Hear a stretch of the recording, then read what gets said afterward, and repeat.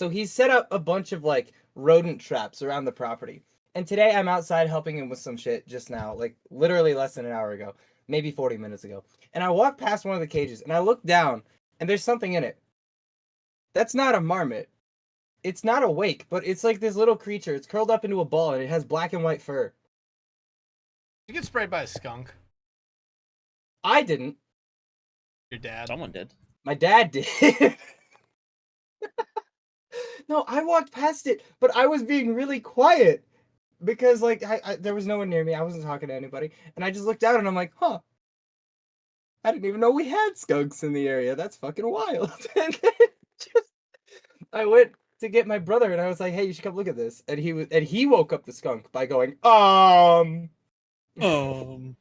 then we went over, we got our dad, and he came over, and then the skunk like sprayed towards my dad. So I apologize to my dad on behalf of my brother's stupidity. That was a fun little Older brother or excursion. younger brother? Which I am the oldest of 3, so he's younger than me by 3 years. So he's the dumb one. Yeah, he's the middle brother. So yes, the stupid one.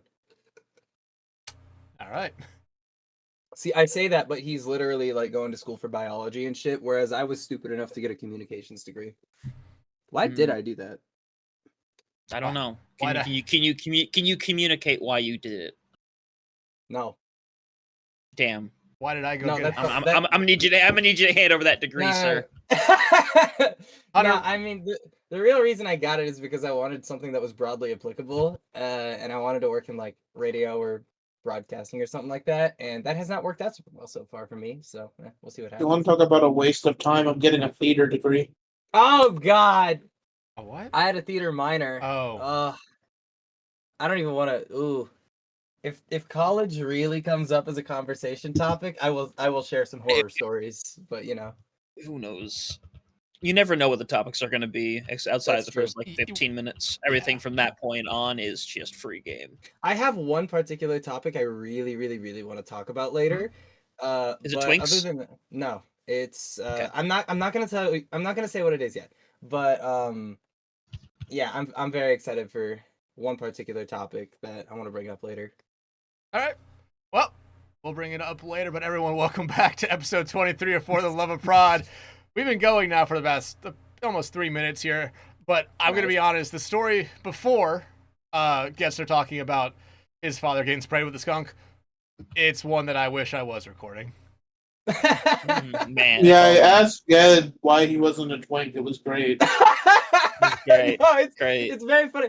Lass, is this actually the first time you've like seen my face and shit? Because it's been very public for a long time. Yeah, I've definitely seen Gedster before. This is the first time I've seen your face. Also, I'm going to be so honest. Every time I look at your profile picture on Discord, I just think it's a Simi's age. And so I just, like, my entire I've never perception seen of you it. is wrong. What is that even? Actually, I don't even know what that is. I'll explain that during my during Dex's first question. It's probably Interesting. my second question, but yeah. Probably the second question. Actually, it might be the first. Who knows? We'll find out pretty quickly. We'll Yeah. see. We'll see. But again, everyone, welcome back to For the Love of Prod. This is episode number 23. As always, I am joined by Huntertain and Megalass, and our guests for this episode, I think this is one of the first time we've actually had someone from the West Coast on I think so. on this show. It is Gedster. Gedster, man. Woo! I mean, it's been I've known you for a while. I think you've known Hunter and Mega as long as I've known you, but I might be a little wrong about that. I've definitely known you, Dex, longest out of everyone else on this podcast. No, sorry, I pointed the wrong way. Yeah, there we go. Hunter and Lass, I did it again. I pointed the wrong way again. But either way, my God, this Hunter and guy. Lass have definitely known not as long, but I mean, I'm happy to be here. Thanks for inviting me. Yeah. You were definitely someone we talked about having on at some point, but it was always like the whole West Coast thing and whether or not we would have to move back our recording time to like maybe 9-10 p.m. at night, just because of the difference. Yeah, and I mean the other thing is, until recently, I was working at a bookstore that had me working on exclusively Mondays and Thursdays for 4 hours per shift. I had 8 hours a week on barely above minimum wage, and I recently left that job. So finally have a little bit more time to work with. Okay. Hello, Zay. Hey, Zay. Cutie. Oh. Kitty. I don't know if my cat's gonna come into my room at all. Oh my god, I love Zay It's so Zay. much. Let's go. I love Zay. Hi, baby. Hi. Oh, you're so cute. She can't hear You me, but think? you know. No, she can't. Do you think we're like relevant enough to have a what's it called? A Fan base. a bingo card yet? To where we Ah, could be like we Zay could- sighting on the bingo card? We could definitely have someone make one. Don't go after my. We could definitely have Yeah, someone don't do make that. one. But yeah, just give some people a quick little rundown, without going into the questions, which I mean you already kind of know what they are. You said you've listened to a couple of them. Where would people know you from? Like, what games do you work with, and what is your role? Well, hi, I'm Gedster, also known as Ged, also known as Will. Well, you can just call me Will if you want. I don't really care at this point. If you've seen me anywhere, it's most likely been either Overwatch or Super Smash Bros. Ultimate. In Ultimate, that's where I started. I mostly did stuff in the Eastern Washington region, like where I live, with the Daddy's Den tournament series. It is a very funny name, and I am currently sponsored by Daddy's Den as an organization. Shout out to Cal. That's my boss, technically, in all of that. He runs all the tournaments, he runs the organization, sponsors the actual players that are under the banner and such. And I'm kind excuse me, I'm not really sponsored in like a financial sense by them. I'm more like under the banner because of how involved I've been in the Eastern Washington like scene, especially when there's a broadcast involved. Uh but other than that, outside of Eastern Washington stuff, I mean, I've mostly done Pacific Northwest. There's been a couple of online events that I've covered out for like Utah locals or something like that, but most of the big tournaments I've done have been here in the PNW. I've covered a couple Back in Bloods. Those are Portland's old big regional series that doesn't happen anymore. I've covered a couple of the big regionals over in Seattle. I've been up to Vancouver a few times. I've been down to the WSU area in the Palouse, Pullman, that area. The biggest events I ever did in Smash were the first major in the state of Oregon. That was called Major Upset. That was a few years ago. Had a lot of fun with that one. And I did our big invitational called Cascadia Clash back in 2023. It was the second iteration of the event, and we haven't had one since because the PNW's kind of died since then, unfortunately. Oh. But those are like the two big things I've done in Smash. But as for Overwatch, I've done a whole lot of these like tier 3 circuits. Like I used to do Tranquility. I actually don't think I've done any Spawn Point yet. I don't think I've casted for Spawn Point at all quite yet, even though I've wanted to. But I've done BPL, I've done uh I don't think I've casted CGL either. I think I've only played in CGL. Oh, you've And played. yeah, I've definitely played. Here's the funny thing: you played more than me, and it was my idea to start the damn team.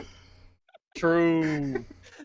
But yeah, but I've also when right before Contenders died, I was able to do one series in the Timeless Contenders broadcast project. I did that cast with a good friend of mine, Kiara, formerly known as Peripheral Figure, now just known as Kiara. She doesn't really cast anymore. She's more of a competitor, but that was a lot of fun. We did Wisp versus Amplify. This was before PGE's big breakout. We got to cast PGE versus Sanjin. That was a really fun hit scan matchup. Oh my god. But more recently, I got to do a couple of OWCS Opens matches last season. I got to cast TSM's roster. That was a lot of fun. Rip TSM Overwatch, but you know. Other than that, I've done a lot of other games as well. I've casted Valorant, Counter-Strike. Most recently, I casted Rainbow Six Siege. I've done a little bit of Pokemon Showdown. I've done a little bit of Tekken, a little bit of Street Fighter here and there. And a lot of just a lot of games that I love that nobody else has ever heard of.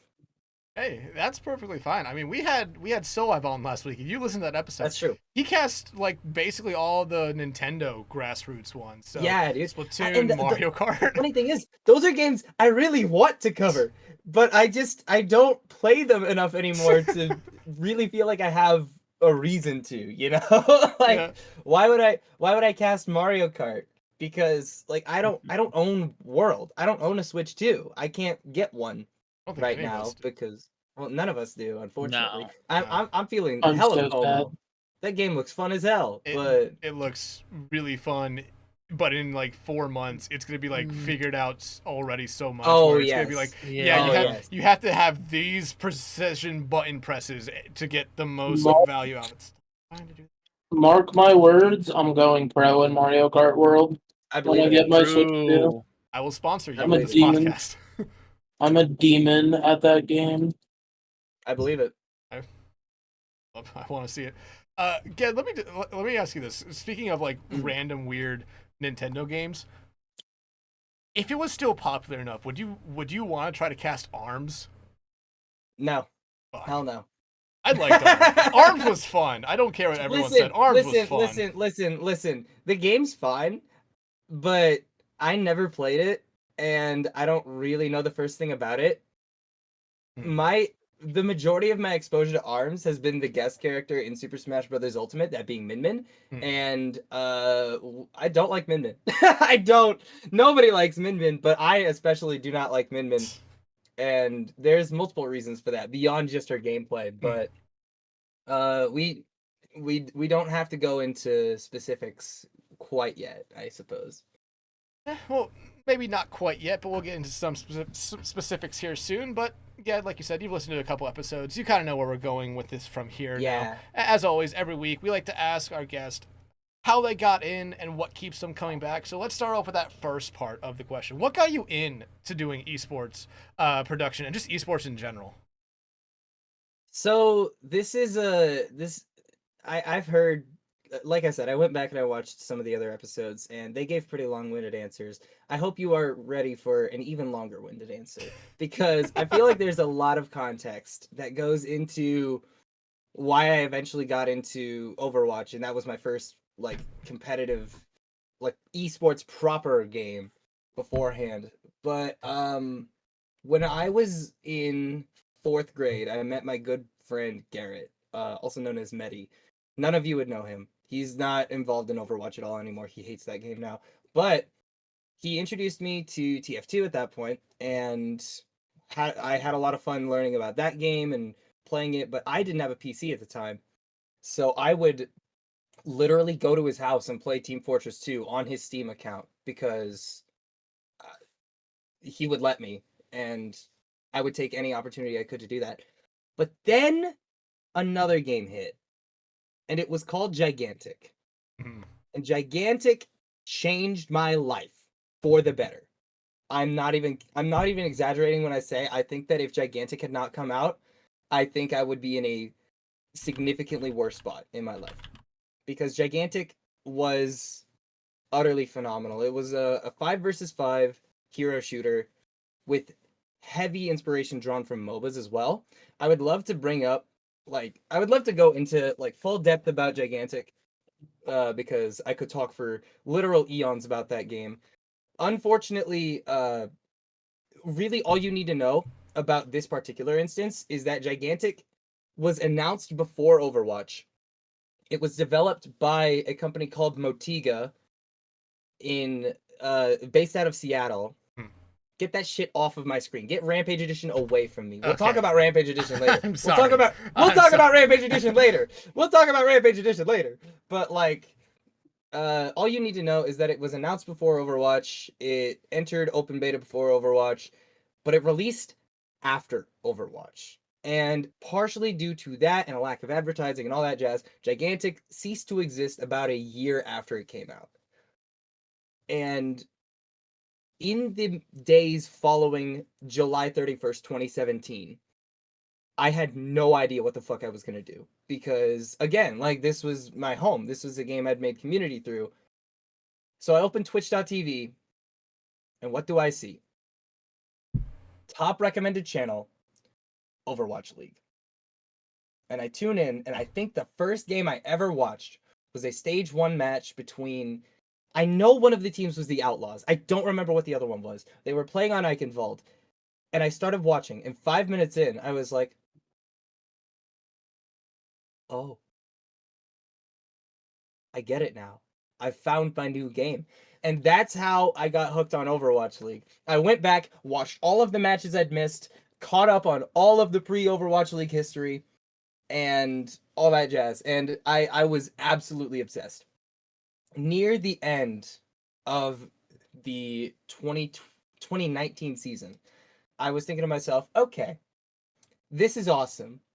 I'm absolutely in love with my 3 teams. I had 3 teams at the time. I had the Fusion, the Excelsior, and the Titans. Absolutely in love with watching them. I would love to get involved in this somehow because I had bought the game. I wasn't very good at it. I had gotten a PC at this point, but it was a piece of garbage.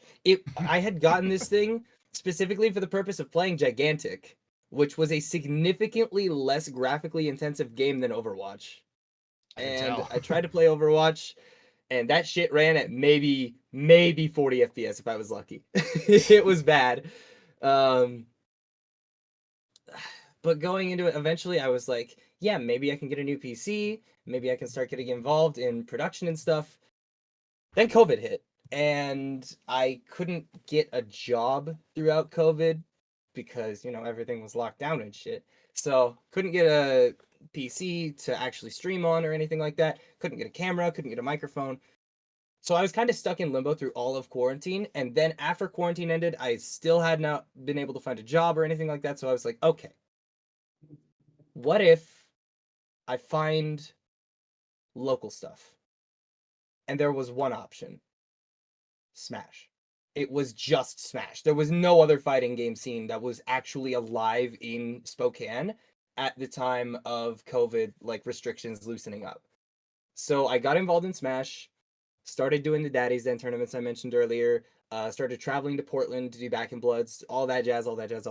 I thought I would just use it as a stepping stone into eventually just going off and doing what I actually wanted with FPS. And then I actually got invested and made friends. So I stayed in Smash, and I'm still there. That was your first mistake. You made friends. Yeah. I made social connections. And then eventually I got a microphone and I got a camera and all that jazz. Actually, this camera, I'm still using this. This was the first camera ever given to me by my good friend Silas, also known as Arbiter Skyward, who is one of the best commentators I've ever had the chance of working with. He's mostly Smash, based out of Seattle. That's my guy. I love Silas so much. I doubt he ever watches this, but Silas, I love you. But yeah, I got a hand-me-down camera, and I got a microphone, and I got to work. I think, I am 90% sure, the first person I ever casted Overwatch with was... No, it wasn't Dex. I got to cast another tournament called the 07 Esports Randomizer Cup. And in that tournament, I casted with 2 people. The first was Lord Thethan, and the second was Tiny Shiny. Big names, honestly. I still talk to Thethan to this day. That's my guy. I love Thethan. I never got the impression that Tiny Shiny liked me very much. I mostly chalk it up to the fact that I was new and I didn't really understand the dynamic of a color and a play-by-play. I was taking play-by-play because I didn't have all the intricacies down yet, but I think Tiny doesn't like me to this day just because I did so much stepping on her toes during that broadcast. Oh my god, it was embarrassingly bad. Okay, wait. Can I just say, Yeah. so many people have that same exact thought process because their first experience casting with Tiny, they're like, oh, I messed this up, da da da da da. And they're like, oh, she hates it. Doug, that girl doesn't have a hateful bone in her body. She's not physically capable of it. I promise you. I promise you, if you reach out to her at any point, she would just be like, yeah, no, here's some stuff that you can work on. Super kind. Love that girl. For sure. Honestly, the only reason I haven't reached out is because is it? I don't want to say I'm intimidated because that's not the word I would use at all. I don't know. I just haven't reached out since then, just because at the time I think she was in a hurry to get off to like another Rocket League gig or something like that, so we didn't have time to talk afterwards at all. And then like, we just never talked after that. So like, it's whatever. I probably would get along pretty well with Tiny. I just haven't reached out, you know. But yeah, since then, I think Dex, you were the first person I casted with in Trank, and then it kind of grew from there. I have not casted with Lass or with Hunt. No, I have casted with Hunter like once or twice. We've done it a couple of times, yeah. Okay, we have. But in terms of Overwatch duos, I think. Listen, I know he said he wanted a 20-minute gas session yesterday in the general chat. I'm not gonna give him 20 minutes. I love you, Isaac. I'm not giving you 20 minutes. But like, Isaac Spectrion Bailey is one of the best co-casters I've ever worked with. Oh, Not even just in terms of like, Oh, not even just in terms of like how good he is, but how well we mesh, right? Like wow. the two of us, I don't know how it happens. We just work so well together anytime we're on broadcast. It's insane. That guy and I just it just works really well every single time. And that's not to throw shade at anybody else. I've worked with a lot of phenomenal casters in Overwatch.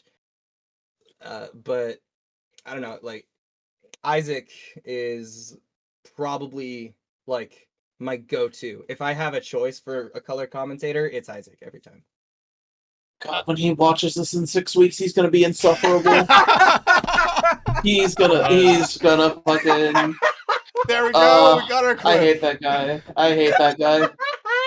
No, Ged, the fact that you brought him up, like, I was thinking about it today, the fact that you guys had that, like, little back and forth in the Discord. I was like, God, I'm thinking about it.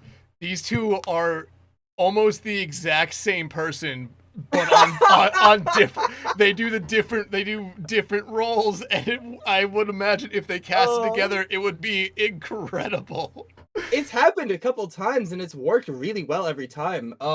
Like I don't know. There's some people who I've casted with who I get along really well with, particularly in Smash, by the way.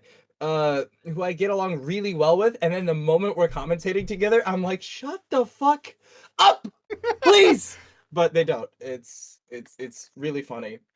It's really rare to find someone who you like both get along really well with out of the game and like can commentate a game extremely well within the game. And I mean, you're on that list, Dex. Hunter, you're definitely on that list.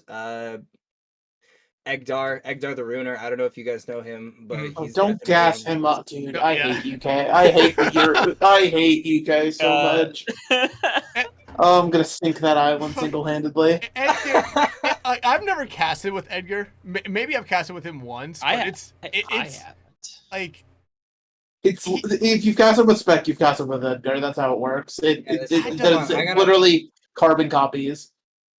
But like it's always funny because I think like Edgar, the reason he's not been casting so often lately is because I think he's in college to get like. Oh, he graduated. He graduated. I think he got his law degree. He got his fucking law degree? I think so. I feel like he would fucking brag about that. No, I think he finished like pre-law or something. But like, yeah, so that dude is actively going to become a lawyer. God save anybody who gets him as a lawyer. God save. Fucking, I see my chunkus ass color caster walk into the courtroom. I'm telling the judge. I'm telling the judge to end me then and there. Like, it's over. Judge, I know I'm here on parking tickets, but give me the death sentence, please. Like, let's just wrap it up. I'm trying to find one particular clip that Isaac sent me one time, because Edgar and Spec used to cast Epic Land Overwatch when that happened. And at one point, there was a clip where after the end of a team fight, Edgar just goes, "That's a play I wish Gedster could have seen." And just the cast continues as normal, but he just throws that in there for no reason. I'm gonna throw this name out here. No one on this half of the earth will understand who that is. Exactly. But man, me and so Spec funny. will know what it is. It was so funny. Hold on. I gotta see if I can find this fucking clip. I'm gonna be so sad if I can't. I found it. Okay. Oh, clips. Let's go. Share it with me, and I'll. Yeah. I'll put it in the clips for podcast channel. Oh my god. Look at the name of the fucking clip too. Utilizing things. Someone's utilizing it for the first time. Oh my goodness. I'm a revolutionary guest. What can I say? Okay, hold on, because I need a moment here to get everything. Oh, no, that was okay. Well, here, let me while you're setting this up, let me just explain. Oh, you already got it out. There you go. Oh wow, nice. I need to swap screens so you guys can hear it. Oh, lovely. But yeah, no. The long story short, Masters. I know that. Long story short is there's like 19 different channels in this server that nobody ever uses. And Why are so you lying? just There's actually only 5 total. There's not 5. There's more than 5. Okay. I can't see any of them because I'm a guest. I see. Yeah. I see. Why did okay, Hunter? I'm not gonna acknowledge what you just put in the guest channel. Okay, y'all. Here we go. Here's the clip. Trying to bait him in a little bit. That seems to be working out. Skytor is going to be probably the annihilation, but Demons a little bit more suffering for the soup right now, and that's going to be Kingfish taking first cap on this point. That's a play I wish Gedster could have seen. Yeah, that was relatively expensive, though. It all things. Spec just doesn't fucking care. Just moving on. No, he told me that in the moment he was looking at Egder with like a confused look, like, why did you say that? But he had to just keep talking like normal. Why'd you say that name? Fucking Voldemort out here. Why the fuck you say that name? No, I love that clip so much. It's so great, and I can't wait for Stockholm because I'm literally gonna be in an Airbnb with both of them. Oh, nice! You're in the Airbnb with them. Yeah. Nice. I met Edgar last year when I went. And Spec when I went to Stockholm. I don't think I'm going this year. I'm so sorry. No, here's the thing. Spec and Edgar, they would both go out drinking every night after the stuff. So when I would eventually fall asleep, I would just see him in the morning at some point. Yeah. All right. For sure. But the Spectrion Glazing Session is done for the week. Yeah. Fantastic. Honestly, I don't think it's done. I feel like he'll come back up later. But he probably will. Yeah. I mean, tell us how you got in. What kind of keeps you coming back? You've answered here a little bit already, but what kind of keeps you coming back to doing esports? Well, I've thought about this one, and I don't know how to give an answer to this question that's not slightly depressing, but I feel like this is one of the only things I'm good at, you know? Like, my voice is one of the few things I'm actually confident in about myself, and my knowledge of literally every fucking FPS game under the sun for some reason, and my natural showmanship that I've had for years, partially due to exposure to like community theater and such, sort of like Soav was talking about last week.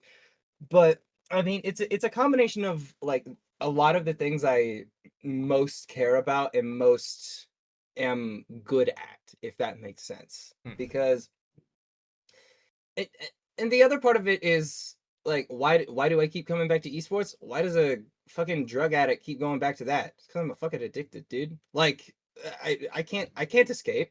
You think I can escape this shit? I can't get out. I understand where you're coming from, and maybe a little bit of a better analogy would have sufficed, but you know what? We're gonna ride with that one, I guess.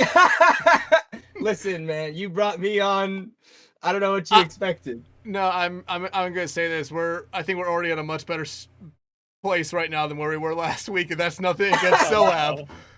That's nothing against Soav, but last week's episode was a trip. This one's a trip in a much different way to start. I love how Soav gets all the flack when I definitely was responsible for like 80% of the derailment. Oh yeah, you were. But it's just all Soav's fault. I love it. Yeah, it's easy to just blame Soav. It's easy to blame Soa, but Mega is right. Like the one time we've had to edit this podcast, or I've had to edit this podcast, it was because Mega asked a question and then Hunter absolutely fucking took it down an alley. Okay, hold on. No, we're not blaming me for Hunter saying problematic things. You goaded him. You literally took the blame the week after. No, I didn't. No proof. I'm sure. I think there actually is. That's the problem. No, I don't think Literally so. exists. Doesn't exist. It was AI. Fuck it. I'm starting to use AI now. AI. That's crazy. Dex, I can't believe you. Yeah, believe it or not, I'm actually AI. Yeah, I am AI. That has replaced me. Artificial intelligence VTuber out here. Exactly. If you guys ever actually see me using AI, that's my permission that you guys can kill me. Good to know. Honestly, you won't even have to tell me. Just be simple as that. You'll just kill me anyway. I'm gonna just show up one day to face it. It's just gonna be a deep fake of you, and I'm just like, well, all right, it's over. Okay, so Shittily anyway, remember when this wasn't getting derailed? Yeah, again. So continue on what keeps you coming back. I mean,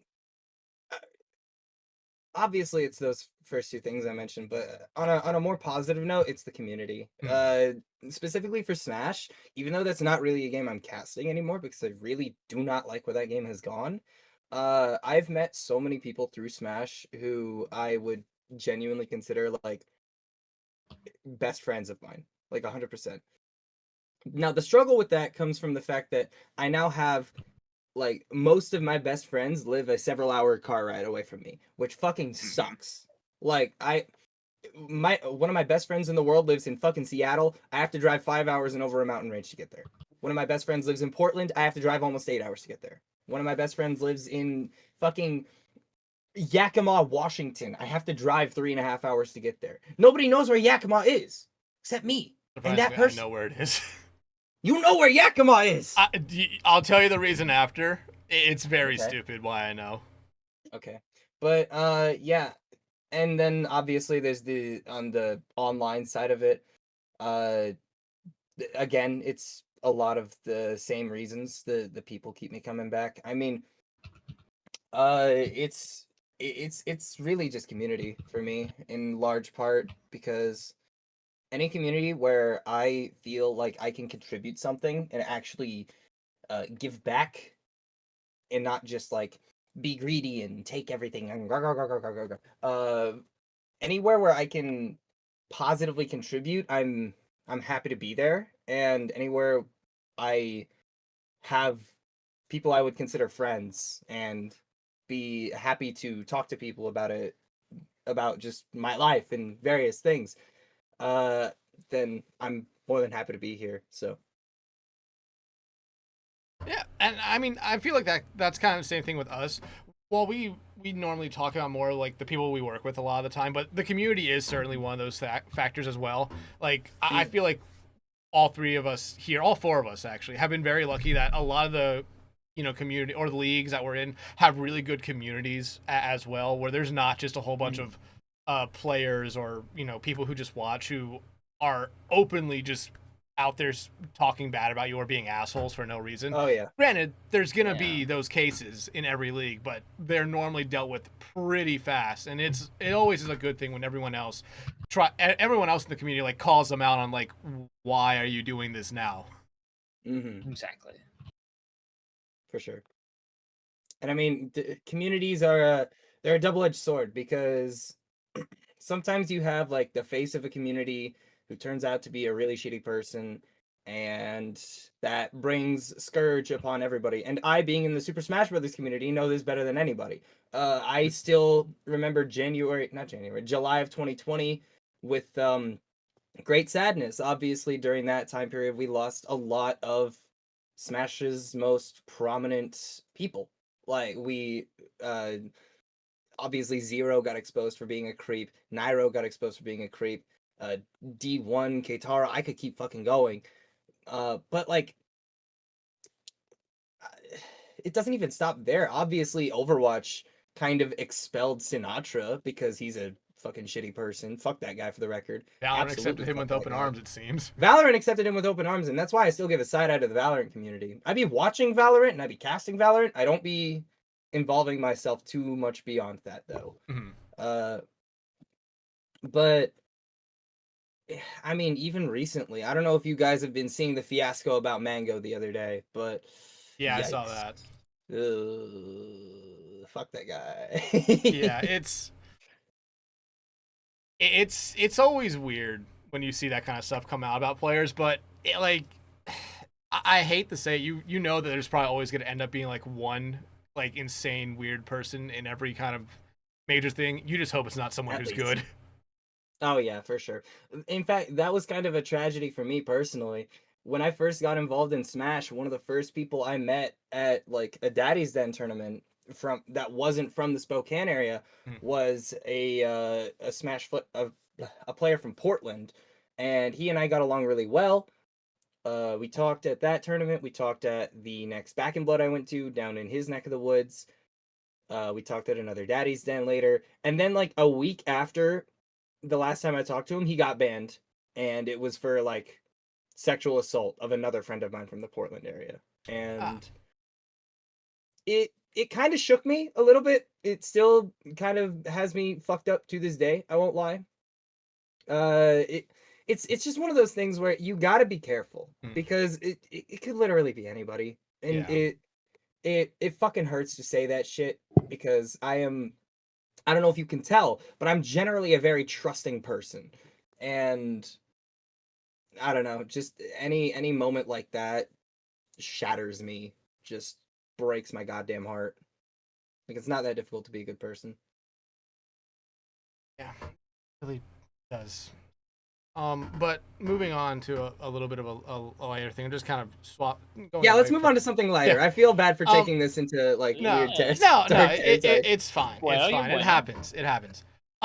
But I mean, with your experience at kind of casting fighting games, and we've had other people, you know, who've casted fighting games before. I just want to I kind of understand what the real difference is with casting it, because it's not, you know, 5v5 or 6v6. It's 1v1 where it's one player, you know, against another player. Yeah, you could have a 3v3 fighting game. You could have Smash where it's, you know, kind of what they call that, a platform fighter. Yep. Where, you know, a lot of other variables take in place, but like what's their main difference to you where it's like going from an FPS to a fighter game? Like, what's your mindset difference?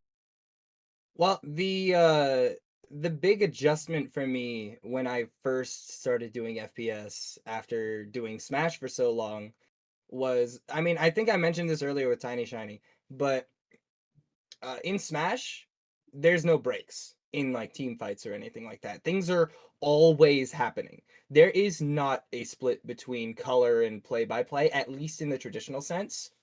So moving into a game like Overwatch, I was like a little bit lost because I wasn't used to that kind of dynamic. And obviously stepping on each other's toes in any broadcast environment is not a great look or great plan or anything like that.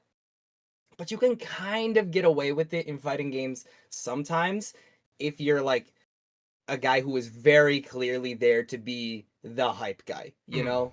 Like if it's me and it's the aforementioned Arbiter Skyward Silas, that guy is hype personified. Like he just be yelling. If something exciting is happening on screen, I'm just gonna go, take it away. All yours. But in Overwatch, the big thing that got me was just being able to rotate between the two people talking at any given moment. And my big problem that Tiny did point out to me in my first broadcast was that I would often take way too long to wrap up talking after fights. And that's, I feel like for people who are brand new, that's always like a very common thing for them. It's just they have to learn that pacing. They have to learn when to actually end their sentence. And I mean, it's even something where I think Hunter can attest this. I kind of still do it a little bit today. Oh, I do it every week, man. Every frickin' week. Yeah. Dex has to pull me out of it because I live in the Midwest and I very much give the Midwestern goodbye. That is a bad trait of mine as a caster, but I think it's endearing. Okay. It's endearing, but when you start saying the same thing over and over and over again, just in a slightly different way, it kind of gets. Look, that's for the people that are tabbed out that. and weren't listening the first time. Okay, I'm just being considerate. I'm horrible about that. Admittedly, I'm a serial word repeater on screen, especially. Oh my god, I need somebody to put a gun to the back of my head and just if they hear me say absolutely, just fucking pull the trigger, man. I say that word so much when I'm casting, it's unreal. I need to stop. I need to stop. I got on Hunter about saying right here or right there a little bit. Yeah, I worked very hard to avoid that word for the next week, which I think I did decent at. You did good. You did good. Mega, have you ever had any of those words or phrases that you've ever just kind of kept on repeating without knowing, and then someone pointed out to you, like, oh my god? Absolutely. And it's ironic because, as I just said there, as well as with Get, like, my word was absolutely. Like, because it's one of those things, especially because, like, y'all know I'm primarily color and stuff. Like I don't want to just immediately go into, like, my thoughts. I want to try to segue it in, and so absolutely is the perfect word to segue off of. And your play-by-play caster could literally say, there was a cat stuck in the tree! And you could just, like, it's a sound agreement, and then you could just keep going by just hitting the absolutely real quick. Literally, the way that I got out, first off, it was a VOD review with Skunk'd specifically, because it was ironically, it was during my play-by-play VOD review with him that he noticed it the most and was the one to point it out to me. But quite literally, I do not recommend this. I hate myself. I literally got, like, several rubber bands and just started snapping myself during casts if I said the word absolutely. Don't recommend that. I hate myself. Committing yourself I believe in physical pain? Jesus Christ. You have to realize my opinion of myself is so unbelievably low that stuff like that's just normal for me. So is mine, high key. Yeah. I get it.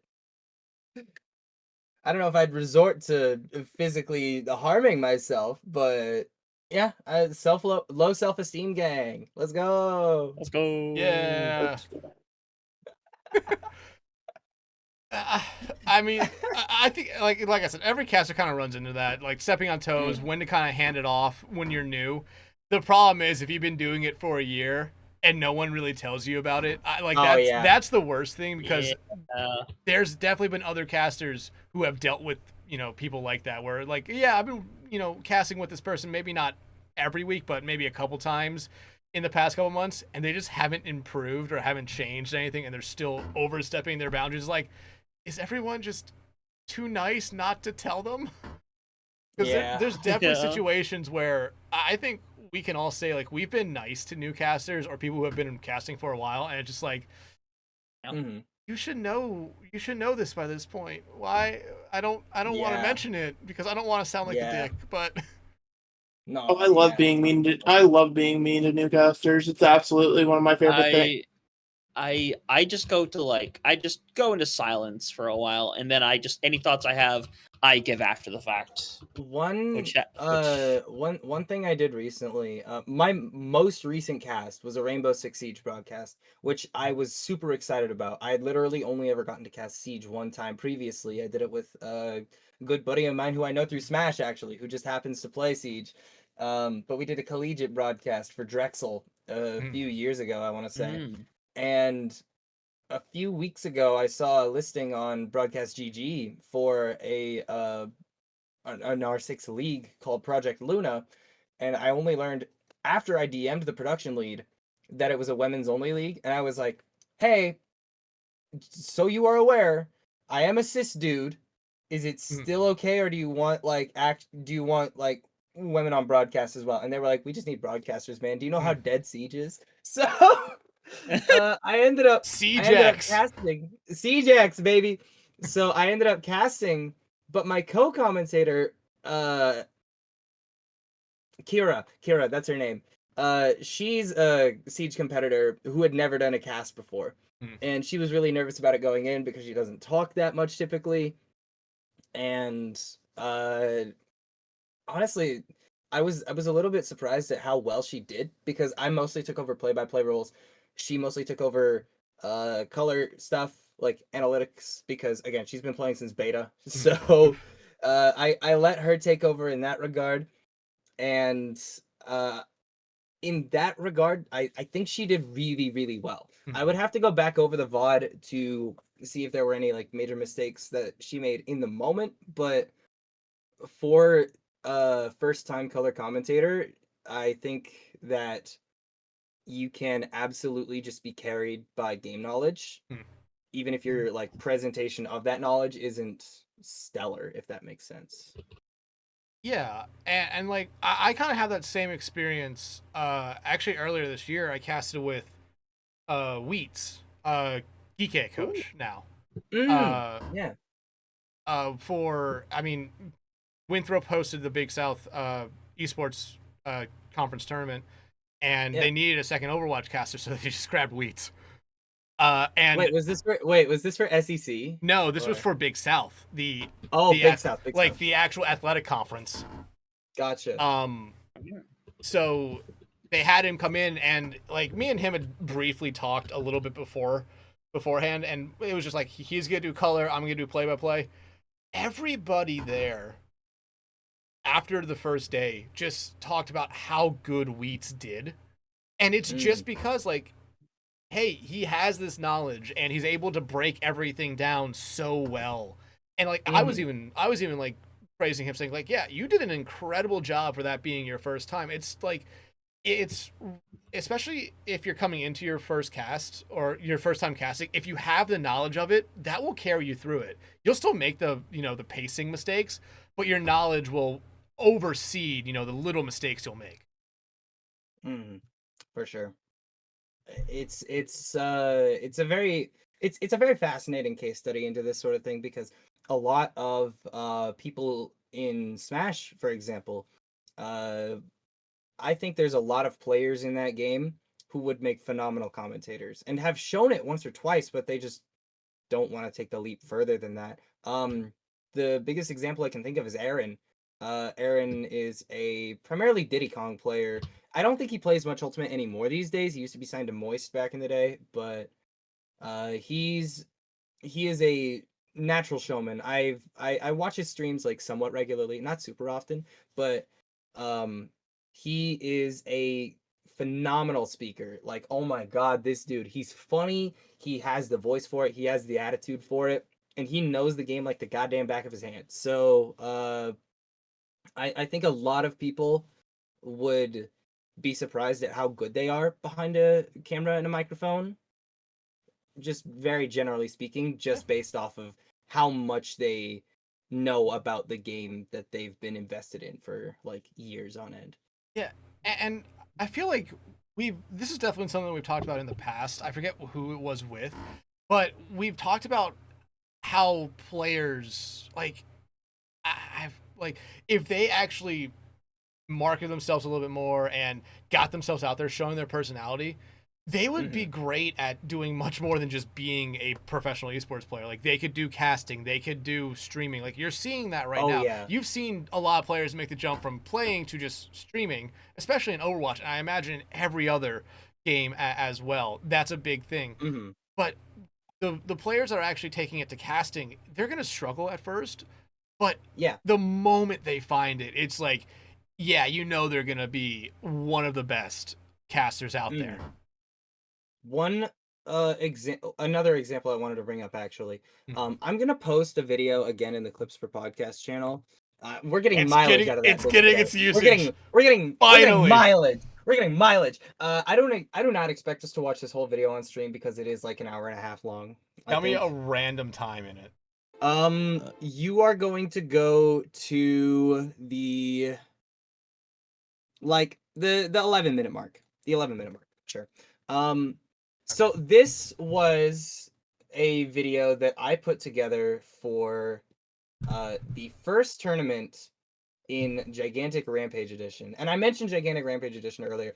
Rampage Edition was a remake of Gigantic that released 2 years ago, just out of fucking nowhere. Just out of nowhere, because the IP had been picked up by Gearbox and passed around for a long time until it eventually landed in the hands of a Swedish developer called Abstraction. Fuck Abstraction. Fuck them. I hate them so much. Anyway, this was the first tournament that was hosted in Rampage Edition, and I got confirmation from the tournament organizers that I was cool to run like a B stream sort of thing. So that is what I ended up doing, and this video is like a whole day recap of it. And I needed a co-caster, so I could not think of anybody better than my good friend Medic, METIC, because Medic did not actually play Gigantic when the game was first out in like 2016, 2017. He literally only came around during like the era where we could only play on like private servers where we had to do manual matchmaking. It was like dark times for Gigantic fans at that point. And but this kid came in out of nowhere and he just knew the game like immediately. If you go ahead and play this, you'll probably hear him pretty quick. It was really stymieing their flow. This is making him. that big choke point come through for this death ball really difficult. As this Sven drops to this backline, very aggressive play. Heskram, where are you going, bro? Look, this And then I'm is flaming the This fuck out of my might be friend the Hess, who's bro. playing in the Look at that tournament. Sharnoff. That is a level 3 focus. His team did not do well in this Say you're talking tournament. about how good that is versus you. I think that You might hate be to it if see we it get to off. this It's gonna day. be a game of protect the president here. Let's see who can But, get the ball on first. It makes me a little bit sad because, as I said, Medic did a great job with this, but he doesn't want to do more commentary for games or anything like that because of two things. One, he doesn't really feel passionate about any game the way he was passionate about Gigantic. And two, there are moments throughout this video where you can hear that he has echolalia, right? He'll like whisper the last few words he spoke, and he was like super self-conscious about it, and I kept telling him it's not that big a deal. You are great even with that. I don't know. This is the exact point I'm making here, right? Game knowledge will take you so far as a commentator, and it just makes me sad that I know people who would be so good at this, but they just don't allow themselves to. Does that make sense? That makes a lot of sense. Interesting decision. I mean, it's like going back to what I said. Like, if players or coaches, if they just honestly tried their hand at casting, like that would be how it ends up. That would be the new batch of casters, like coming into almost every esport. I mean, hell, you see it in every traditional sport out there, NBA, NFL, MLB. You just see these old retired players who try their hand at broadcasting and eventually just end up becoming like the main broadcast person for their whatever station or network they do. It's something where, as I mean, let's put it like this: as people who aren't players, who aren't good enough to get pro, it's like I don't want to see that happen because hey, that gets rid of the small chance that we all have. But right. Yeah. as a whole, it's just like it's probably better for the game if you have people who played it at the best level, at the top level, actually commentate on it. Oh yeah. Hey, hold up. Speak for yourself. I got a dub on my Wikipedia page. Hey, true. True. I got nothing. And I would love to. Nothing like, yet. That's one of the other things, like completely unrelated. I would actually really love to be good at Overwatch, and I'm actively trying to get better. I'm just horrible at bringing myself to actually play the game. Fair enough. Yeah. I'm at that point right now. That's why I'm playing a whole bunch of rematch. I see. But hey, don't say you're horrible, didn't you? Like, I remember the last game that we won on Shoes Production Crew. Like, everyone was hyping you up after it. True. Did you That have was a your hell of a game. Did you have your god game and then just? Yeah. Okay. I'm still okay. So Shoes Production Crew was A team. a humbling. It was a humbling experience for me because I went into basically every series very, very confident, and then I only actually played well in like 2 of them. It was so sad. Ged, you want to know how many games we won? 2. It was 2. Hey, We we had, won like- 2 games though. We had like 2 wins, and then we got another win via like a DQ or something. We stumbled in the playoffs and then went 0-2. Bro, we Oh. have Hey, we we made have more playoffs. wins in CGL than like the Lakers, Yankees, and Patriots combined. Okay, That's so true, actually. We're That's s- we're so true. goated. I can't. Alright. I can't Fuck the wait. Yankees. I can't wait for some like random third stringer to in their downtime fucking play Overwatch and play in CGL, immediately Oh my making that God. statement false. Hey, Oh fucking my god. Messi has been signed to 0907. Fuck it. You never know. Luka Doncic might just be someone. He might be the world's best. Hey, Cassidy we're in player, the I don't know. it's the off season now. I mean, Yeah, Yeah. who knows? Get Luka Doncic on one of the 19 vicious teams for NA. oh good And don't lord. tell anyone which one he's on. He's on one of them. You have to figure it out. And then just there's clearly one team only playing Hanzo, and it's just like No, he's not a Hanzo Hmm. player. Don't get that graphic confused. He's a Hog player. Oh god. Wait, everything I read said he was a Hanzo player. He said Oh, no. he said in a clip or like a Instagram short that his favorite hero was Hog. Oh god. Wait, Oh, so no. you're telling me Hog and Ball Torture was just him?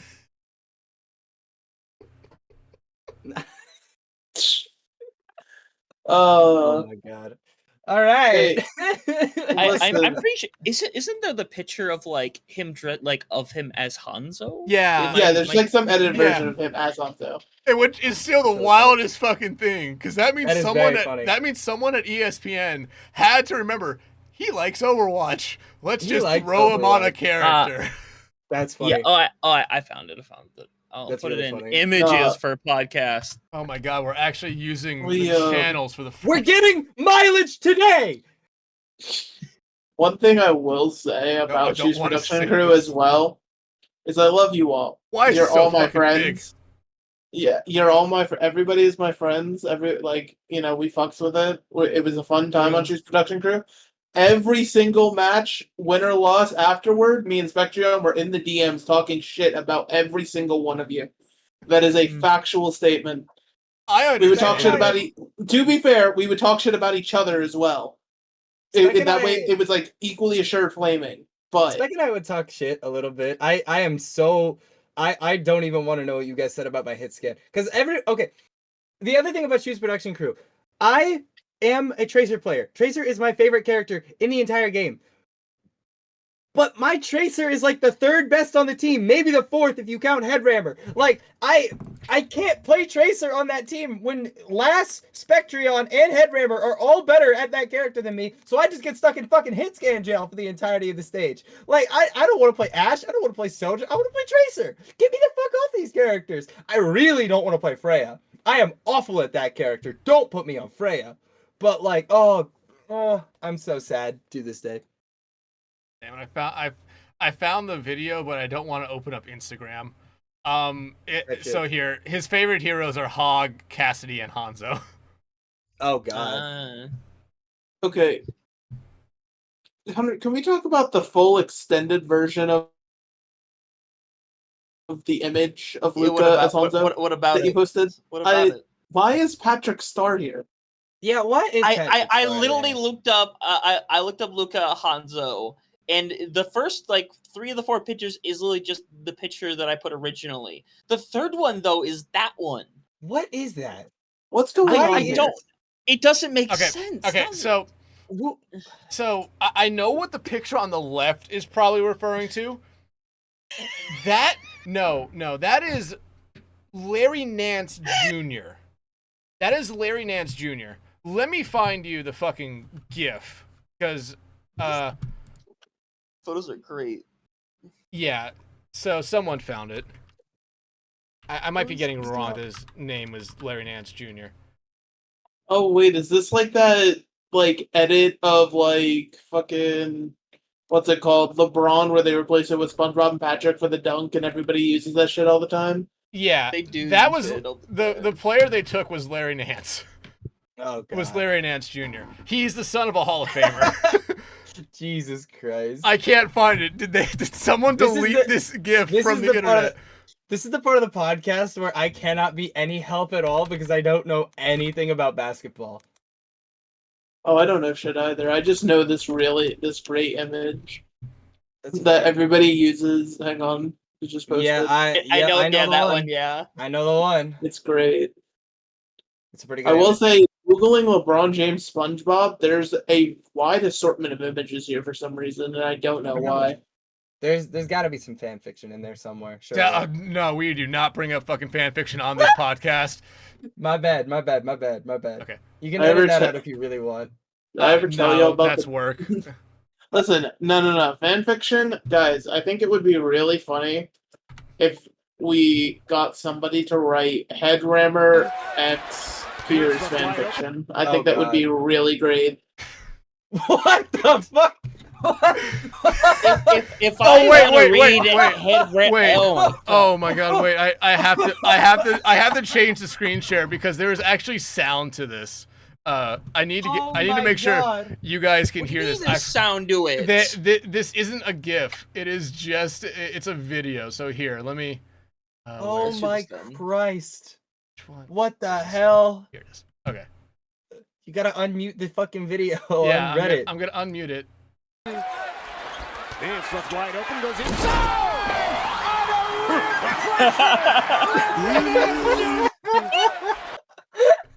Oh my god! That's the dumbest shit Somebody I've was paid ever seen. Someone was paid money for that. Oh my god! I don't get what Luka has to do with this photo still. I mean, this is just Literally just the third highest photo for absolutely no reason. This is strange. Oh, goodness me. I love this so much. There's so many photos. When are we getting Luka Doncic on the podcast? That's a Honestly, good though, question. Probably never. When is it happening? Damn. Hey, it's not impossible, bro. It's off season. That's crazy. That man's working out in impossible. fucking. Oh, God damn it! I don't want to say Serbia because I don't think he's Serbian. I think he's something else. Dude, I'll start. you I'll can figure start it caring out. about the NBA if the Sonics ever come back. That's all I'm saying. Ged, I'm sorry for you, man. Dex immediately hitting the racism. He's Slovenian, by the way. Yeah. Yeah. Ged, I'm so sorry that the Thunder won last Dexatron night. racist. Yeah, it's okay. Dang. I'm used to it at this point. I saw one photo online this morning of just a lone dude in a Sonics jersey after the Thunder won the championship in the arena, just looking depressed as hell. Dude, I don't have any context for that. I keep hearing people talk about the Sonics after the final, but I don't know why. OKC was the Sonics. Oh. They moved from Seattle to Oklahoma City. Oh. Yeah. Yeah, that's why KD was there. KD was drafted by the Supersonics, played his rookie year as a Sonic, and then they moved. Damn. Yeah. That's tragic. Yeah. God, we've gone. I love when we go off the rails sometimes. Oh yeah. Dude, we got the fucking basketball on a podcast where the baseball addict is in the room. Like, what? How did this happen? Also, I love the fact that we're still looking at this fucking game. I was just thinking I need to change this, but we are getting. It's a good image, man. It's a great image. I so want people to now look at these other channels who are in this server and say, like, what the hell were they talking about today? What the hell? Oh my goodness. Oh, that's crazy. Okay. How about we get back to at least something vaguely resembling what this podcast is about. Ged, when you kind of look at everything you've done, like, what's the one thing that you've truly had the most fun doing when it comes to actually casting or just working esports in general? Well, the first things that comes to mind is Cascadia. I mentioned earlier that I was able to commentate the main event of Cascadia Clash in 2023. I'm still looking at this fuck-ass picture of Patrick Starr and No Luka one Doncic else is. battling. Like, Buddy, you control the tabs that you can see on Discord. no! Oh, wait, that shit. Yeah, no, that's my bad. No, that's all you, Dex. Like, that's what this fucking... Oh, that's funny. You're forced to stare at this image for the rest of time. But yeah, Cascadia Clash was a phenomenal experience because when the tournament first rolled around, I was still very new to the scene, and I really tried to get into the main event commentary in 2022. It didn't happen. In retrospect, it's like, yeah, makes sense. I understand. That's cool, whatever. When I was talking to Cal, because the aforementioned Cal was one of the co-directors of the Cascadia Clash circuit. He told me that if I wanted a chance at casting the main event, I would have to, and I quote, cast every qualifier and turn heads doing it. So that was the plan. I believe, there were 7 qualifiers. At each of these qualifying brackets, 1 player would be invited to the tournament. And it ended up being a pretty expensive ordeal for me because I didn't have a job at the time. And I was then required to drive to Seattle like twice. No, wait, hold on. I'm literally in the process of writing a whole full-scale fucking documentary about this shit. Because nobody else is. And I feel like I'm the most passionate person about like this particular year of Cascadia. It was a weird year, but so Seattle was first, Vancouver was second. I went to a major, like the aforementioned major upset was in Portland, but that wasn't a qualifier. I went to Moscow, Idaho. I went to Portland again. I went to Pasco, Washington. I went to Portland again. A lot of Portland. And then the last 2 tournaments were scheduled to be in the second to last one was going to be in Spokane, where I live. And I was kind of banking on that because, again, I didn't have a job. I was spending a lot of money. But Daddy's then got canceled for various reasons.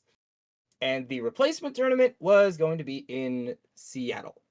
And I couldn't swing that. So I didn't go to that one. And then the final tournament ended up also being in Seattle after also being a cancellation of a different tournament. This one was actually going to be in Seattle, though. So this one made sense. But I went to the last one. But it was after the 5th tournament that I knew I was going to the main event. And we drove for so long. The main event was at a mansion in Portland. And the drive there from Eastern Washington. Yes, a mansion. It ruled. It rocked. The only thing that didn't rock about it was the fact that there was no air conditioning, and day 1 was really, really, really, really, really, really, really, really, really hot. But we drive down there, and it was a lot of fun. Actually, one of Cal's tires popped on the highway about 40 minutes outside of Portland at fucking 11 at night. So we're just on the side of the road waiting for our fucking tow truck to get there and help us get to Portland or something like that.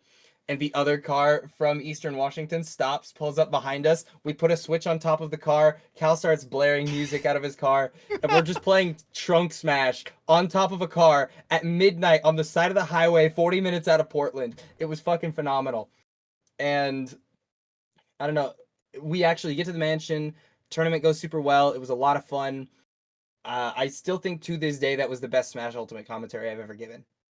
I am still so proud of that. And the VODs are still up because it was on BTS Smash and not some like fuck ass channel that deletes their VODs after 2 weeks because cringe.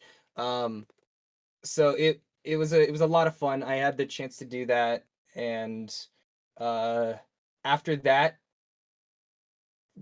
after Cascadia was kind of when I started going downhill in terms of Smash, because the big goal for me in Smash that year was to cast Port Priority, which is Seattle's big major every year.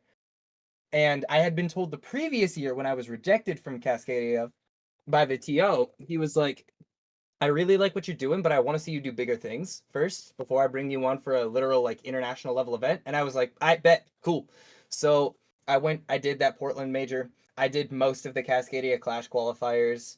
I did Cascadia Clash itself, and I registered, and I was like, please, port priority 8, hire me, and I didn't get hired.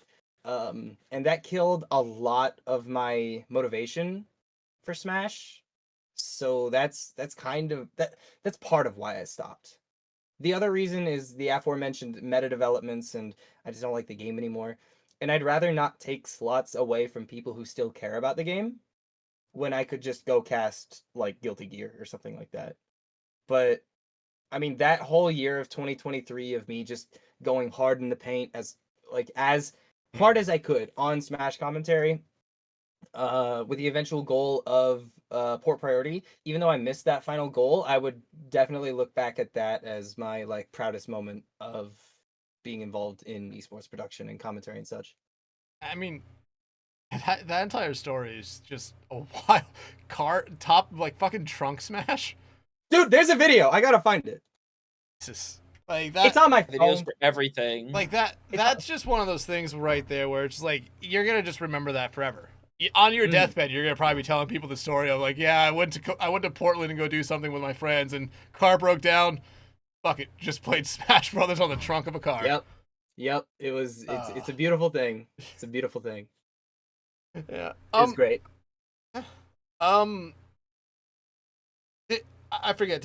Coming into this, did you say you had a question for us or something that you wanted to bring up? That It wasn't a question. It was a topic. It was something I want to talk about. It was something plaguing the esports industry right now that I really, really, really wanted to tell off and just be very angry about for a moment here, because I've been very vocal about my disdain for the esports World Cup, but I hate it.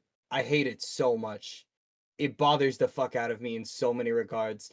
Megalass is staring into my soul right now. She agrees. Megalass agrees. She hates the esports World Cup just as much as I do. Yeah. She's still here, by the way, chat. She just does that. Yeah, okay, so esports World Cup. First of all, I don't want government money in my esports, no matter what government it is. Get it out. I don't like it when the army is a sponsor of NRG. I don't like it when the army is a sponsor of Complexity. I especially don't like it when there are organizations like Team Falcons and Twisted Minds directly like owned by the Saudi investment fund, buying out teams in every single fucking esport with the sheer intent of just buying out the best rosters possible. And it bothers the hell out of me. It is completely unfair. It makes me angry. But let's take a look. Let's take a step back real quick and look at the esports World Cup as a whole and why I am angry that it is integrating itself this much into every esport out there. And I mean, we can start with Overwatch because it's the one we're all familiar with. Obviously, Falcons came in at the end of the Overwatch League, swooped up a team of Korean superstars from varying teams like the Shock and the Fuel, and created what we now know as Team Falcons today. And I mean, they won champs last year. They won Stockholm. They are definitively right now, arguably the number 2 team in the world, even with their little bit of a slump right now, despite, their recent struggles. Their baffling benching of Proper. I still don't understand why they're doing that shit. But like, they're doing the same thing everywhere else. I don't know if you guys follow Apex Legends, but yeah, for a very long time, there were 2 teams in Apex Legends that were winning anything. And they were Dark Zero, an Australian squad, and TSM, an American squad. TSM had Imperial Hal, often considered the best player in the history of Apex. I don't know if I agree with that statement, but it's hard to argue with it. And 2 players from Dark Zero, after the first LAN where neither of them won, 2 of the players from Dark Zero joined HAL and were signed to Falcons. It took them this long. The most recent LAN at the beginning of the 25 circuit, the ALGS Open in New Orleans recently, was the first LAN they've won. It took them this long for the super team to actually win, which I think is really fucking funny. But besides the point, this isn't even the only esport where it's happening. Like, Obviously, Overwatch, they buy a super team. Apex, they buy out a super team. CSGO, they buy out a super team. And I don't know if you guys watch CS, but they just bombed out of the Austin Major before even making it to the final stage of groups. It was really funny. But they bought out the best team in PUBG recently. The best American team in PUBG is now under the Falcons banner instead of the Sonics banner. They buy out fucking everything. And this is where the Esports World Cup comes into play and how much I hate it. Because y'all know that the main draw of the Esports World Cup for a lot of these organizations is the club championship. The club championship is an incentive for organizations to have teams or players across as many esports as possible so that they can score as high in the Esports World Cup club championship as possible, because the grand prize is like several $1 million. Yeah. How are we not seeing this for what it is? It is a Saudi state-funded tournament being won by a Saudi state-funded team. Like, that's what happened last year. That's probably what's going to happen this year. It's fucking infuriating, guys. Like, wake the fuck up. Liquid, I don't care if you're wearing your Pride jerseys to this event. You're not winning the club championship. NRG, I don't care who you're sending in your Apex division. You're not winning the club championship because Falcons was designed to. This is literally rigged for them. And it is infuriating that we are now having multiple esports integrate their majors directly into it. Apex is doing it for the mid-season championship. Overwatch is doing it for the mid-season championship. Siege was already doing it last year. PUBG was doing it last year. It's infuriating, man. We're this close to having it happen with Valorant, too. Do you want Valorant Masters Riyadh every year? Do you want a major in Riyadh for Overwatch every year? This is just, like... One of the things about esports I love is how global it is. We don't need a centralized city, especially not one where so many people are unsafe. One of my absolute favorite players in Apex Legends is Hambino. He's the IGL for Team Orchid, and he is a gay man. Well, gay, gender fluid individual. That's a recent development. My mistake, Hambino. But he's literally not going to Riyadh, despite the fact that he just qualified for it, because he's not safe there. So why are we all okay as an esports community with this happening in fucking Saudi Arabia? I don't know. No. I apologize for just rambling for 10 minutes by myself, but like, oh, this pisses me off. No, you're good. And trust me, everything you're saying is justifiable. And it's something where, I mean, you see like, if you see anyone who generally likes an esport, likes a team, their team's going, it's a hard thing for them to say, like, hey, I want to root for my team, but I don't want to root for them in this competition because of what it is, what you're saying. It is, and I mean, like, I've tried to explain to my parents a little bit where, kind of like you said, the Saudi orgs, those orgs that have money, go out there, buy up the best teams, bring them in, and just try to win everything to make as much money as they possibly can. And I mean, the way I think, at least my dad looks is like, yeah, you know, they have the most money, they should try to do that. But it's I get what you're saying, and like, I forget which team said, there was an org that said, like, hey, we're gonna have teams go there. We are not gonna post anything other than the result graphics. We're not gonna tell you when they're gonna be on stream. We're not gonna promote anything about it other than just, hey, our team, this was the result of this game. I think it was, I don't think this is the one you're thinking of, but I think last year Ex Oblivion was saying that if their players qualified, then they're gonna be able to, then they were gonna allow the players to go, but not under the EXO banner. Moist Esports did that last year. The players were allowed to go, but they didn't do it under the Moist banner. They did it under the Mizuchi banner, at least in Apex. I don't know about any of the other sports that they were involved in. I think, no, it wasn't Virtus Pro, because Virtus Pro is like one of the main partner teams. Yeah, they're one of the main partner teams. One of the club teams, yeah. So I know what you're talking about. I know there was a team who did that, but I don't remember who it was. I want to say it.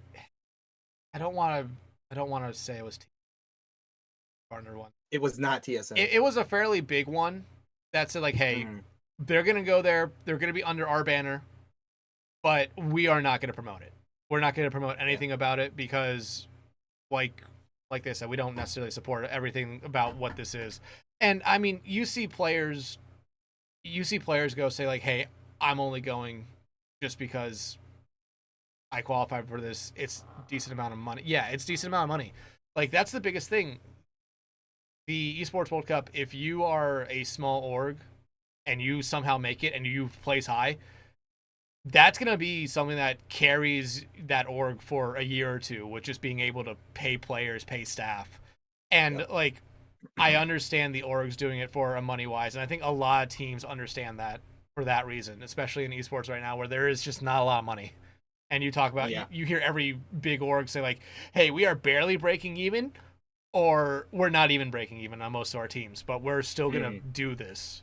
Like, I don't envy the big orgs, like in terms of like profitability and such. There are so few organizations out there who actually can break even in most esports contexts. I think like the only ones that come to mind are like T1 and maybe FaZe. T1, they've kind of gone downhill recently.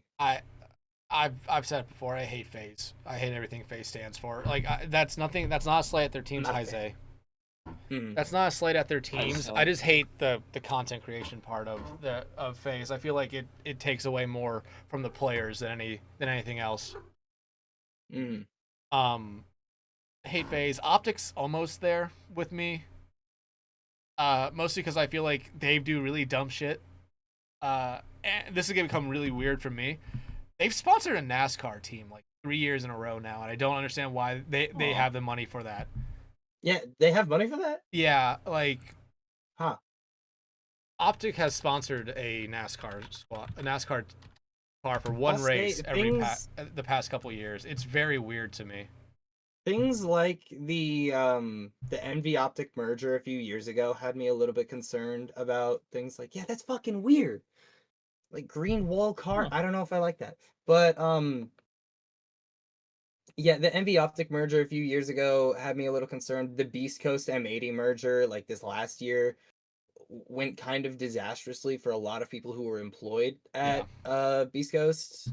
It was pretty bad in a lot of contexts. And I mean, these mergers are just a sign of esports not having money in it. And I hate the fact that primarily in fighting games, which have always been very grassroots centric, I hate the fact that they are latching on so heavily to a literal oil and blood money funded tournament like the Esports World Cup. Like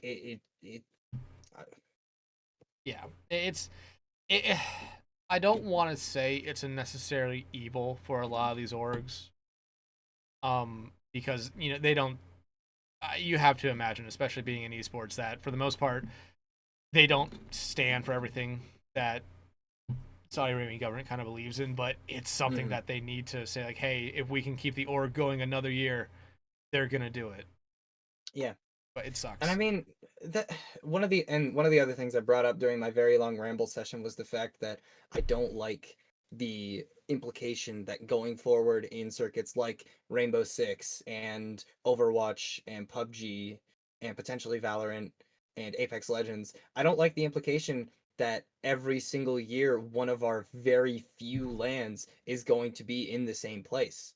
Like, I have a problem with Stockholm being the World Finals location for Overwatch 2 years in a row.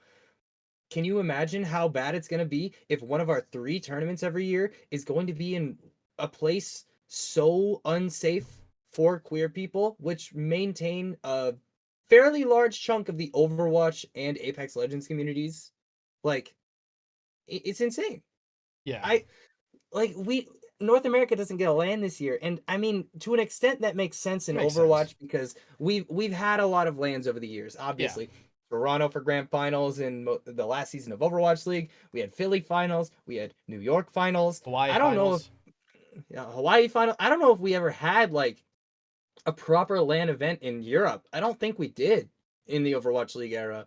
And I'm happy that they're getting Stockholm now. Yeah. And I would love to see places like Paris or London or Munich represented even. But like,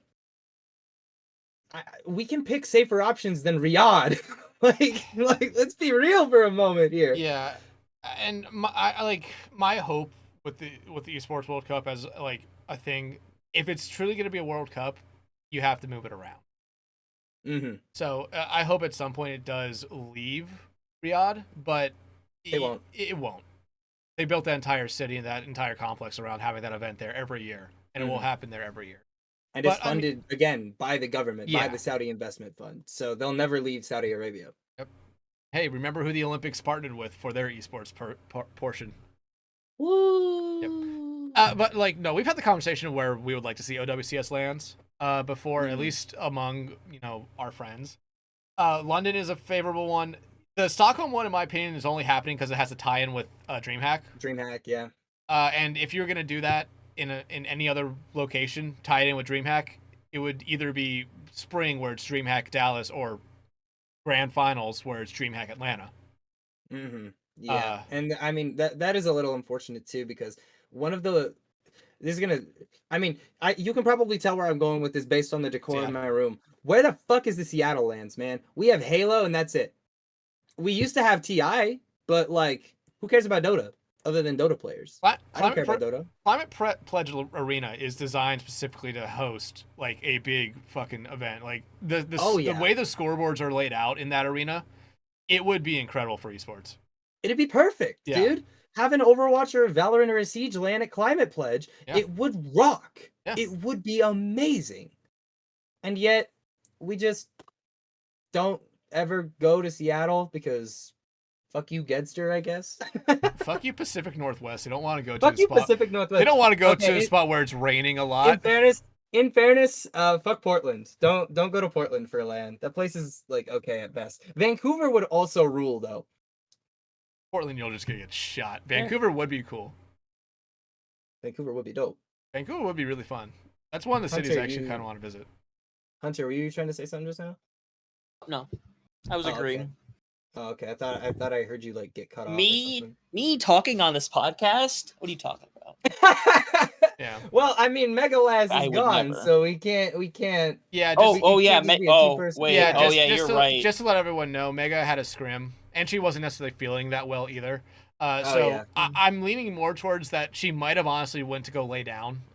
That would not shock me. During this, so that's why she's been kind of quiet, especially while all this has been going on.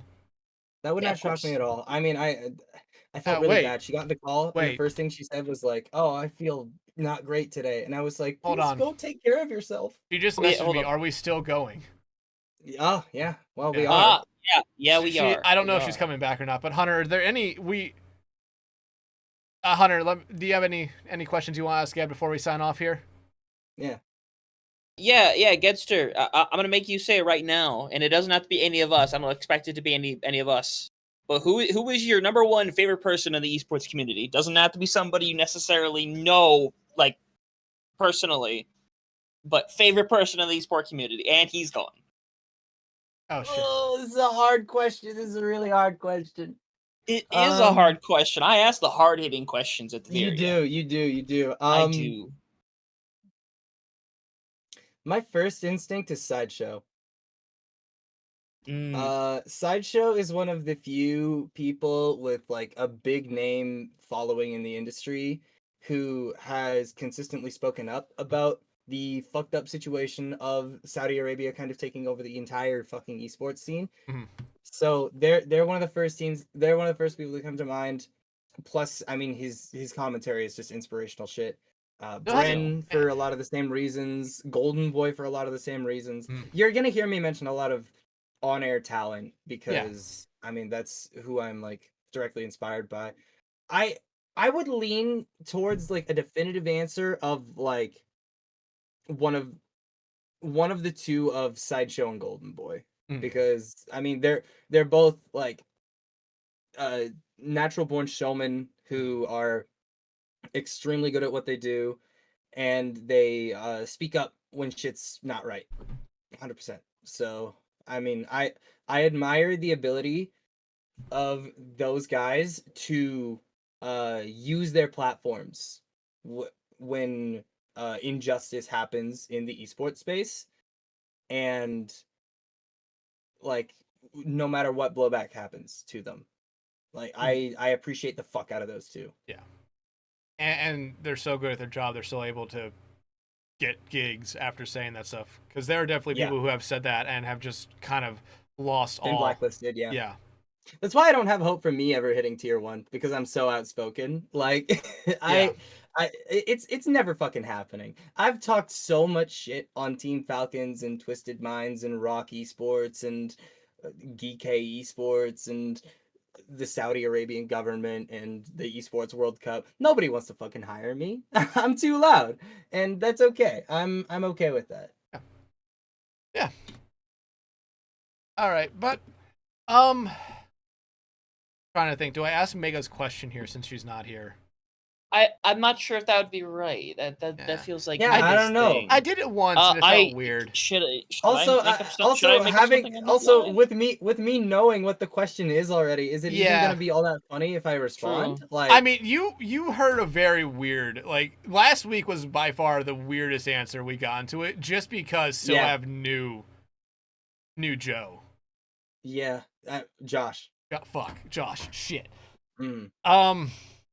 Which is very funny, by the way. It is very funny. It is hilarious. That was hysterical. 2 straight weeks of having the wildest fucking answers that. I don't think I'm going to do it. I think the one time I did it before, it was very weird because normally Mega kind of carries it through. That's true. But yeah. But you know what? We're at that hour and a half mark. I think it's time to... What? Okay, we wrap it up then instead of like one other for a fun question. I was gonna throw. I was saying I could throw like a random fun fact out there as do it. How the Mariners doing? Yeah, legit. The Mariners? I don't fucking know. How are the Mariners doing? Yeah. Oh, okay. So, the Mariners started the season doing pretty decently. Then I want to say last month they went on like a 9-series winning streak, which was fucking crazy. And then they lost like 15 games straight. It was bad. Their current record is like 39-17 because in their last series was against the Chicago Cubs, one of the best teams in baseball. They won the series 2-1. How the fuck did they do that? It's baseball, baby. Okay. But even aside from the team as a whole, there is one player on that roster who is blowing everyone's expectations out of the water. Current MLB home run leader, Cal Raleigh. He's a demon. No catcher has ever gotten more than 29 home runs before the All-Star break. He's sitting at 32 right now. That man has sold his knees to the devil to make sure they don't explode. I guess. Like, dude, he's insane. He's utterly insane. Nobody has ever done what Cal Raleigh is doing right now. And big thing that bothers me about it right now is he is currently, in my opinion, the front runner for the American League MVP. Most people would disagree. Most people would disagree because they're stupid and would just blindly vote for Aaron Judge, who has fewer home runs, is a worse defensive player, and barely edges him out in every other fucking offensive stat. Right? Cal Raleigh is infinitely better defensively. He is one of those rare catchers who can actually steal bases. Not catch people stealing bases, steal bases. He's crazy. AL MVP Cal Raleigh. Hey, there's one big reason why everyone thinking Aaron Judge is gonna win. It's because it's a fucking Yankees player, and there everybody just goes to the Yankee. Fuck the Yankees. Let's go Fuck Yankees. the Yankees. It's all about the Yankees, baby. Fuck the Let's Yankees. go. It's Yankees, about the let's Mets. go. You would love Joker's ransom, Gedster. Biggest Yankees fan in the world. I don't think I've ever fucking interacted with Joker. My only interactions with Joker have been like watching him cast Shoes Production Crew's opening match and me being a little bit pissed off that he wasn't taking it seriously. Oh, like, we were too. Dude, shut the fuck up. That shit annoyed me so much. We were like, come on. We were too, and we even talked to him about it with the fact like, hey, we were taking this seriously, but the team on the other side, that high school after school program, great story, honestly, never mentioned it once. Never once. Yeah. Never. And then they went on to like do some really cool shit in the playoffs. Yeah, yes, they had the fucking run. They had the fucking run. And I was so happy for them. They went crazy. But you know what? I think that's a good point to wrap it up. Getsu, you should probably honestly at Joker after this. So you can talk to him about how much the Yankees suck. But everyone, that will do it for this week's episode For the Love of Prod. As always, thank you so much to Huntertain and Megalass here and Gedster. Thank you so much for coming on. That will do it for us this time. But make sure you follow us on Twitter, X. No, I don't. I'm never calling it X. Twitter, Blue Sky. Subscribe to us on YouTube. Subscribe to us or whatever the hell it is on Spotify. Listen to us there. We'll see you next week for another great episode where I honestly might know who we might have next week already. So everyone, tune in next time for another episode of For the Love of Prod.